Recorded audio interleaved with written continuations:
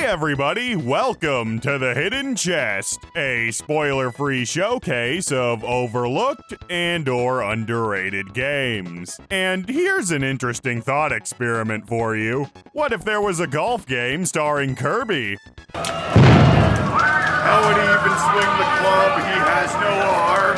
Yeah, that was a weird part of Kirby's history, but not much weirder than all the other stuff that guy does. Kirby's Dream Course is practically drowning, either in the bonkers catalog of Kirby spin-offs that have been released over the years, or in the Super Nintendo's endless library of timeless classics.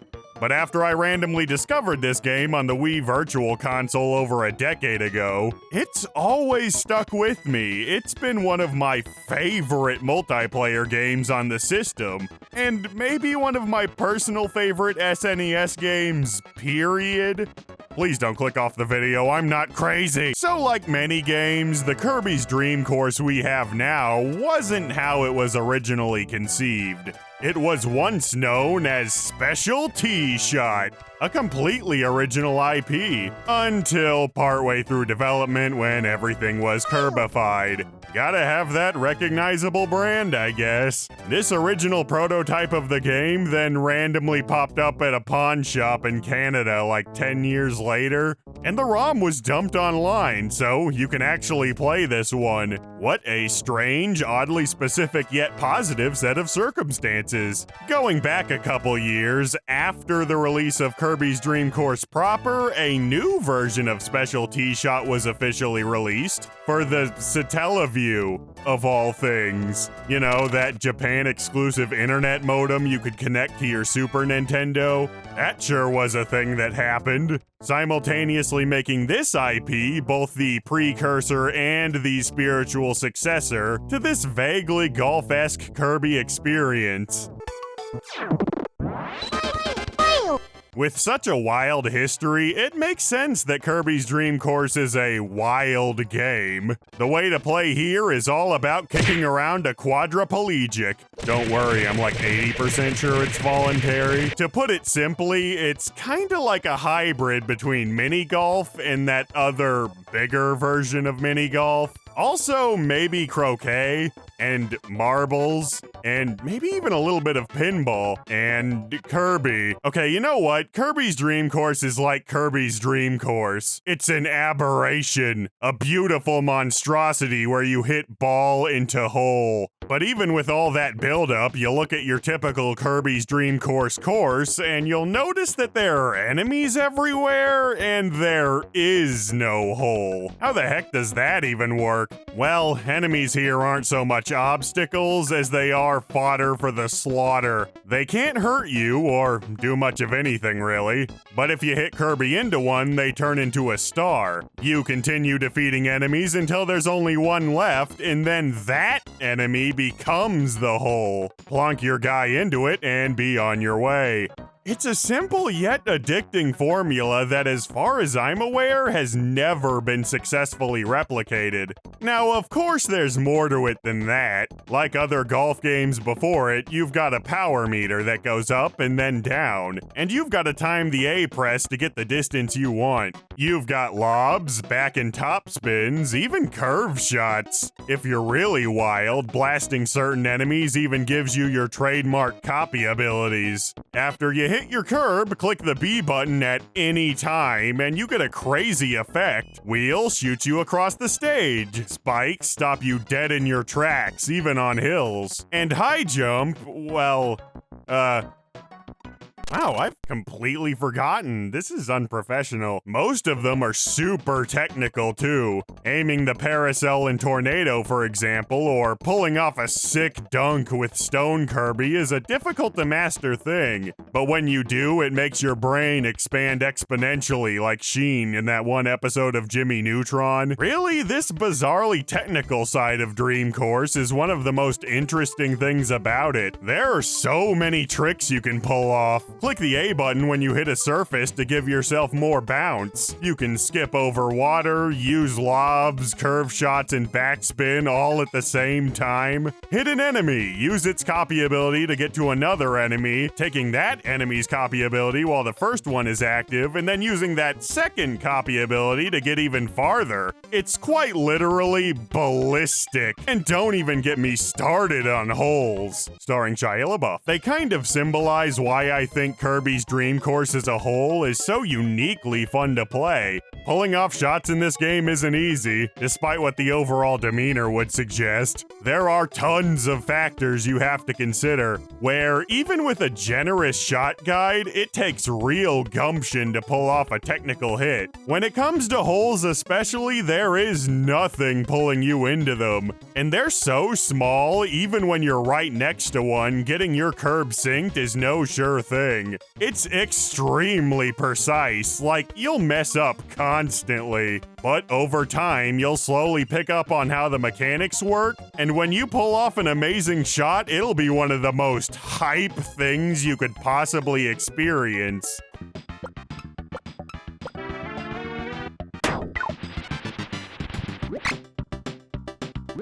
No way. No way. Ah! Now, if you're wanting to hone this skill, there's no better place than the single-player campaign. A gauntlet of 8 courses with 8 holes in each course. There's a world map and even a kinda weird and anticlimactic button masher of a final boss. Yay? There isn't a story though, at least not in the American version. There actually was one cutscene in Japan, have no idea why they removed that. Now, interestingly, when it comes to the single-player campaign, it's almost like it's 2 separate experiences depending on your experience.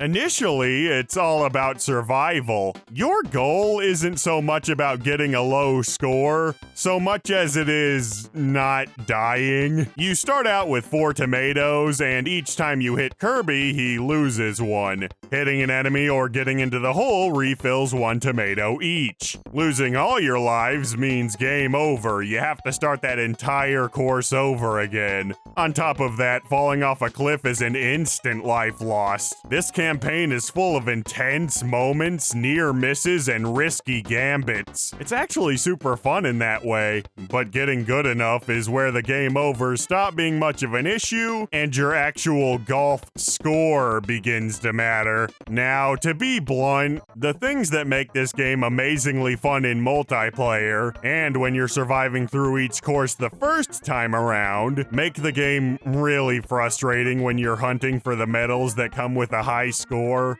Each shot requires a ton of precision, and given how wild most of the holes are, you can't be 100% sure where your ball is gonna go. Since there are no mulligans and you can't practice on each individual hole, it more often than not becomes a load of gratuitous trial and error. Like, some of these levels are Rube Goldberg machines, where if you're off by even a centimeter, the whole thing falls apart. You won't even get the satisfaction of getting a gold medal, ever, since those are locked behind literal perfect runs. Of course, getting silver and especially bronze medals are still manageable. It's just kinda annoying, but getting them is still important. They give you bonus variations of the multiplayer and single-player courses. The ground layouts are the same, but the enemies, obstacles, and sometimes even the starting points are completely rearranged, which is just an amazing thing to have, so get grinding, I guess. Or cheat with the rewind feature. Yes, I do have no shame. Okay, the part you've all been waiting for.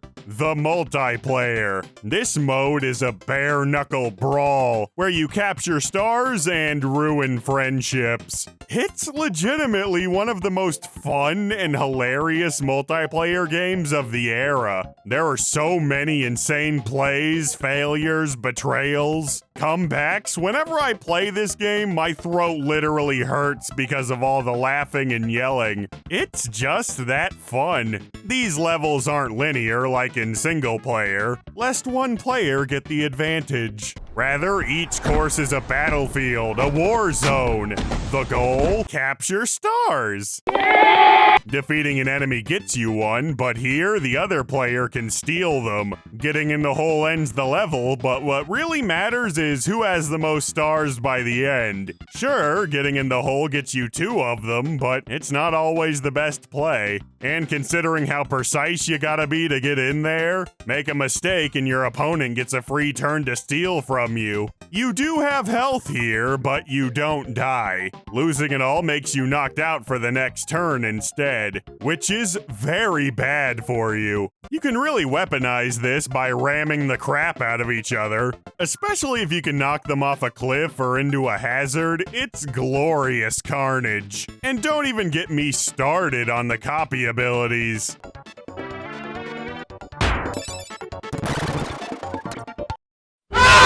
I tell ya, nothing feels better than twisting the knife in your opponent's back by abusing a sun and moon switch to steal all of their stars. Or tornadoing them off a cliff, ramming them when they're trying to line up a shot, generally crushing all their hopes and dreams, you know? Meanwhile, nothing is more funny than accidentally hurling yourself off of a cliff. Just barely missing every enemy and star you set out to capture, getting cocky and then wildly overshooting the hole. And we can't forget the classic, doing a terrible shot, but through a series of freak accidents, somehow succeeding. I cannot emphasize it enough. This game is an absolute riot. Combine that with the highly technical gameplay, and you've got something that's just as fun now as it was 25 odd years ago. The only real gripe I can think of with multiplayer is that while the single player campaign has 8 courses, multiplayer only has 4. Of course, since these stages are all more open than in single player, each time you play on one, it can be very different. The paths you can take are varied, and the hole can end up practically anywhere. Plus, since these holes aren't designed with specific copy abilities in mind, you can end up with any power-up in any level, further facilitated by the multiplayer exclusive enemy, the Transformer. Combine that with the extra variations of every level you can unlock, and this probably won't get old anytime soon. It's more that multiplayer is far and away the best part of this game, but the campaign gets twice as much content, which kinda sucks. And hey, if you're desperate, you could always download the incredibly relevant ROM hack, Grump's Dream Course. Remember Bergie? That was funny. Now, sometimes things can go horribly wrong with the level design that's actually in the game, like the Krakow Hole 6 incident, and of course, the hill. But these moments are few and far between. Overall, Kirby's Dream Course is a masterwork in multiplayer design, to the point where I'm kinda shocked just how little came of it. Like, ever. No sequels, no decent spiritual successors, and people just generally don't talk about it at all. Sometimes a Let's Player will pick it up and show it to an entirely new audience, maybe give it a boost for a time, but it always eventually fades back into obscurity.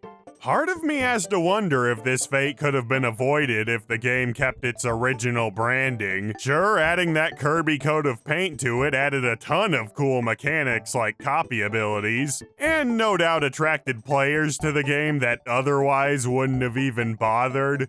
But the good original IPs from the SNES era have tended to stick around in the public conscious. And Nintendo does tend to treat its original series with far more reverence than any spin-off, with the exception of the ultra-successful ones. In the end, maybe staying as it was would have helped it stick out further in that ocean of titles I mentioned. Who knows what could have happened? Maybe eventually it could have gotten a sequel, maybe some Smash representation. It could have even taken off as a niche yet beloved Nintendo IP, but, well, we got what we got. And hey, now is a better time than ever to get into Kirby's Dream Course. Because chances are, if you're watching this video, you already own it. If you have Nintendo Switch Online, you can play this game, and even better, for the first time ever, it has complete online functionality. And it works really well, too, surprisingly. So, like, what are you waiting for? Try it out. Unless you don't have Nintendo Switch Online, which is fair, that service kind of sucks.